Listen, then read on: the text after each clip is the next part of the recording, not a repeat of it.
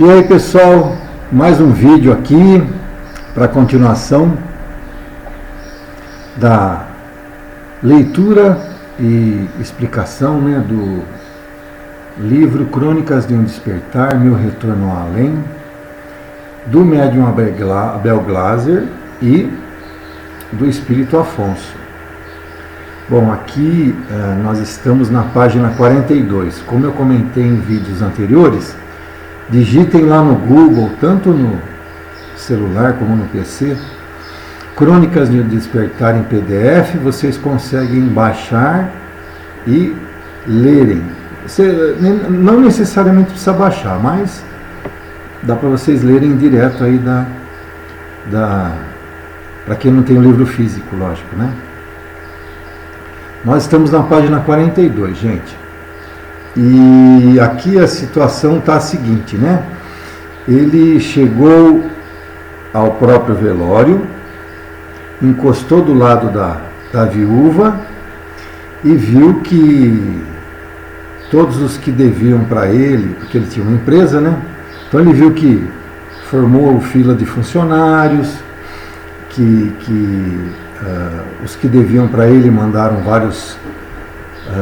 várias coroas de flores, enfim, na hora da morte, para irem conversar com a viúva, né, todos o elogiaram. Então ele falou que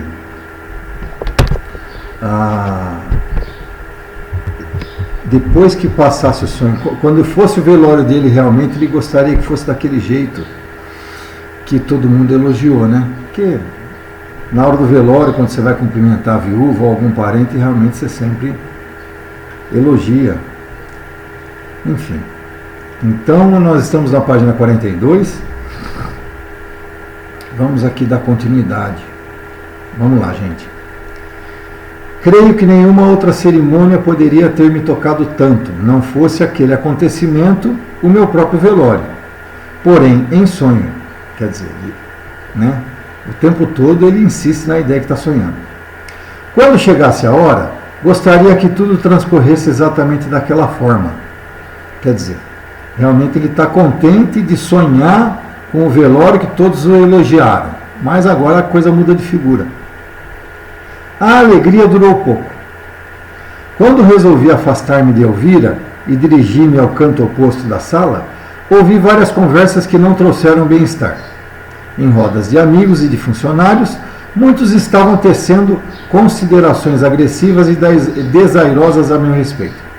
Haviam dito palavras gentis a Elvira, mas por trás denegriam-me a honra em atitude francamente hostil e descaridosa. Afinal, não podia apresentar qualquer defesa. Gente, isso aqui nós humanos somos assim, é a natureza. A gente vai lá, dá os pêsames, né, os sentimentos, fala bem do defunto, né, mas depois, a hora que a gente vai no cantinho bater papo, sempre alguma coisa de rusguinha a gente fala, né. Então, que ele pegou os funcionários, etc. tal, as rodas de amigos que estavam tecendo considerações agressivas e desairosas a meu respeito. Ao que dá a entender até aqui, gente, ele deve ter sido um péssimo patrão, né? Ele devia judiar bastante dos funcionários. Mas, para ele, e aqui ele fala assim que, como era um sonho, ele não consegue se defender das acusações. Muito bem. Admito que acompanhar aqueles diálogos ásperos protagonizados por falastrões desumanos era profundamente irritante. Comecei a desesperar-me sem saber a quem recorrer o que fazer. Quando caminhava confuso de um lado para o outro da sala, deparei-me novamente com aquela soturna figura na câmara mortuária me havia surgido. Se vocês não se lembram, na hora que ele estava no necrotério, né, na sala escura, apareceu um espírito que zombou dele, né, e falou um monte de coisa para ele. Vocês Vão lá no vídeo anterior, vocês vão ver o que esse diálogo que ele teve com esse espírito. E depois saiu dando risada. E esse espírito, agora que ele havia visto, retornou no velório dele. Vamos lá. E então, estais convencido agora de que morrestes? Não ouvis os vossos estranhos amigos e familiares tecendo tão boas considerações a vosso respeito? Disse o espírito. Aqui o Afonso se defende. Cale-se. Isto é somente um sonho. Se fosse verdade, eles jamais falariam essas coisas horríveis. Que falais argumento, meu caro? Sois realmente um cego para a realidade. Tenho pena de vós, pois nunca vi antes tamanha recalcitrância em admitir uma morte. Quer dizer, ele não admite, né? Teimosia. Recalcitrância é teimosia, gente. Deveríeis fazer como eu, desconhecido, reconhecendo logo o vosso estado atual. Assevero-vos, não é tão ruim quanto pensais. O Afonso retruca. E supondo que você esteja falando a verdade, que estou morto, se é assim, há quanto tempo você está vagando nesta morgue lúgubre, irritando os que encontra pela frente? Há anos, eu suponho. Nem tenho como responder-vos essa questão, mas a considero irrelevante, pois o que me confere prazer não é digno de contagem de tempo. Vós podeis contar os dias e as horas de vossa terrível situação, porque não tendes prazer algum no que fazeis. Eu sou diferente. Minha diversão é essa que estáis vendo. Por que ele fala? Por que o espírito zombeteiro fala que não tem pressa, não conta o tempo, gente? Porque nós somos espíritos eternos. Eternos. Então, para quem entra na faixa de entendimento da eternidade, como nós somos eternos, não existe contagem de tempo. Você entendeu? Não é como nós humanos que usamos anos, meses, dias, entendeu? Horas, né? Nós não somos como eles. Então, perante a eternidade deles, para eles tanto faz se é agora, se é depois, se é daqui 1, 2 dias, eles não contam tempo. Lembrando que esse espírito zombeteiro está no terra a terra e tem prazer em fazer esse tipo de coisa que ele está fazendo. Evidentemente, cada vez mais ele está adquirindo dívidas, né? Que tolice, você é um frustrado, um pobre coitado que não sabe para onde ir e diz divertir-se nesta funerária imunda. Aposto como nem o seu velório você teve a satisfação de acompanhar. E para que o faria? Para ver pessoas criticando-me após a morte? Para perceber o quanto me aturaram quando vivo eu era e agora descontarem sua ira em cima de minha memória com comentários grosseiros a meu respeito?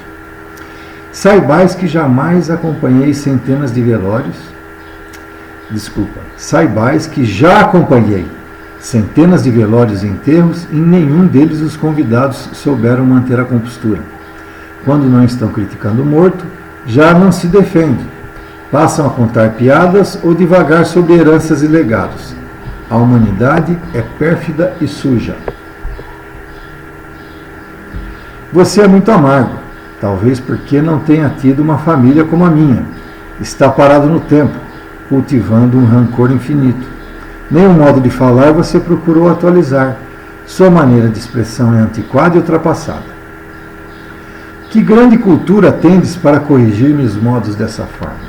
Sois um rebolão. Rebolão é ignorante, mais ou menos, né? A única vantagem dessa nossa conversa é que vós pareceis admitir que não sou apenas fruto da vossa imaginação, como antes o fizestes, ou estáis a conversar convosco mesmo. Não perderei meu tempo argumentando com você. Pouco me interessa de onde veio ou por onde vai. Prefiro estar ao lado da minha família e ter que aturá-lo. Não pretendo mesmo ficar, e faço-vos um alerta.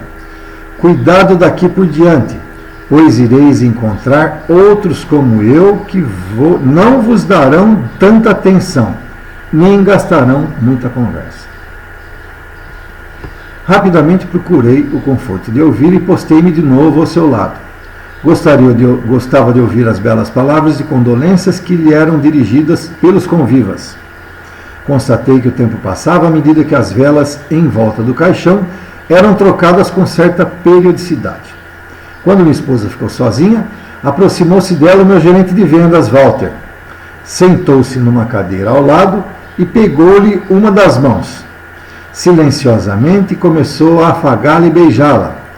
Preocupei-me, pois jamais ouvira tão íntimo de eu vira antes.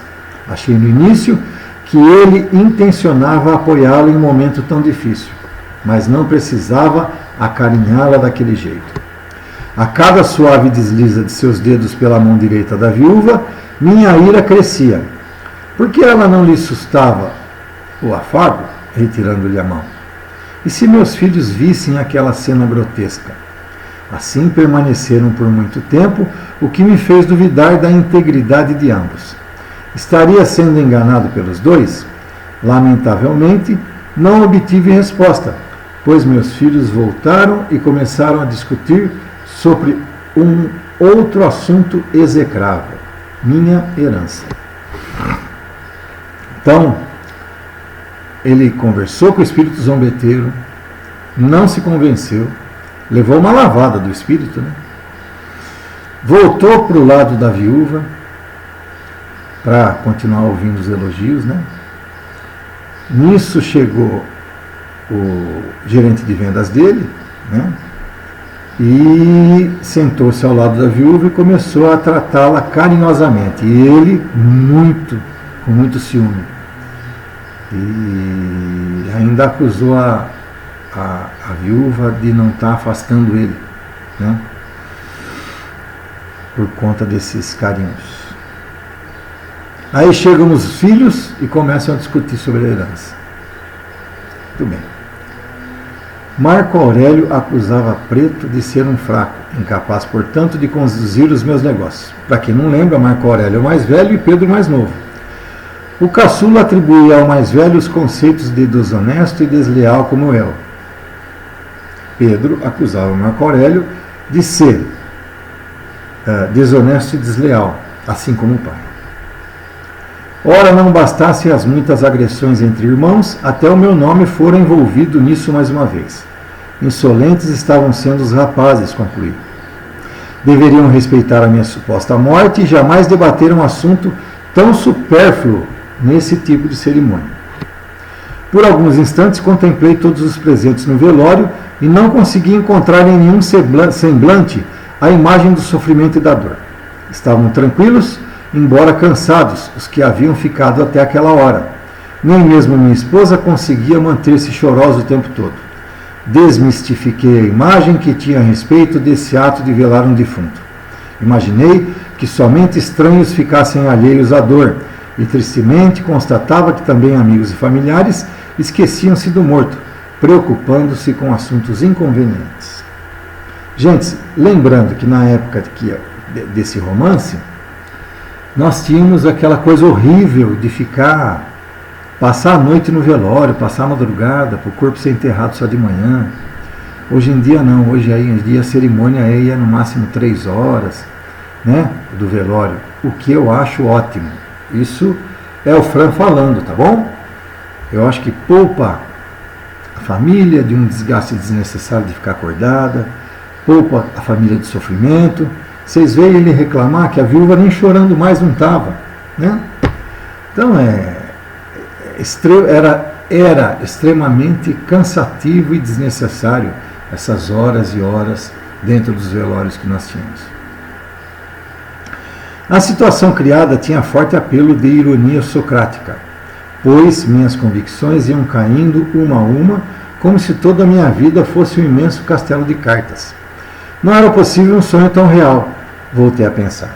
Minhas emoções estavam afloradas e o coração angustiado. Somente a razão permanecia turva e abalada. Recusava-me terminantemente a aceitar que havia morrido. Era uma decisão fruto dos vários anos materialistas da minha jornada na crosta. Até ele se reconhece como materialista. Se tivesse que sofrer por causa dessa minha irresignação, ainda assim seria um mal menor do que reconhecer o cruel fim proporcionado pela morte. Por alguns instantes, fiquei num canto meditando. Quando percebi, havia uma multidão de pessoas na sala.